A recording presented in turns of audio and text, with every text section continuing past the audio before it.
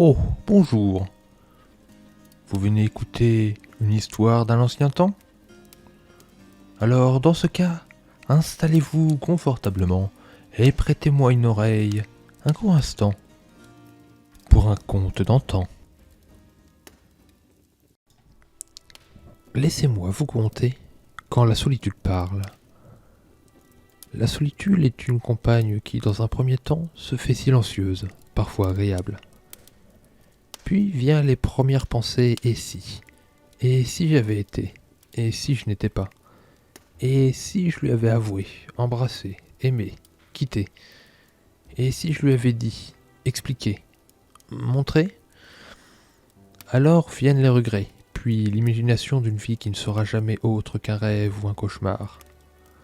Et alors que l'on rêve d'une vie meilleure, on regrette celle qui est réellement et va ensuite les « j'aurais dû ». J'aurais dû être, j'aurais dû lui dire, j'aurais dû lui avouer, l'embrasser, lui montrer. Quand tous ces regrets sont là, on essaye alors de se dissuader avec du « maintenant ».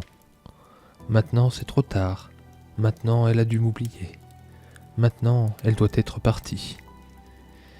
Et quand enfin on pense arriver vers la fin, on pense à la fin, avec le « un jour je mourrai, un jour on m'oubliera, un jour je ne serai plus rien, même pas un souvenir lointain ».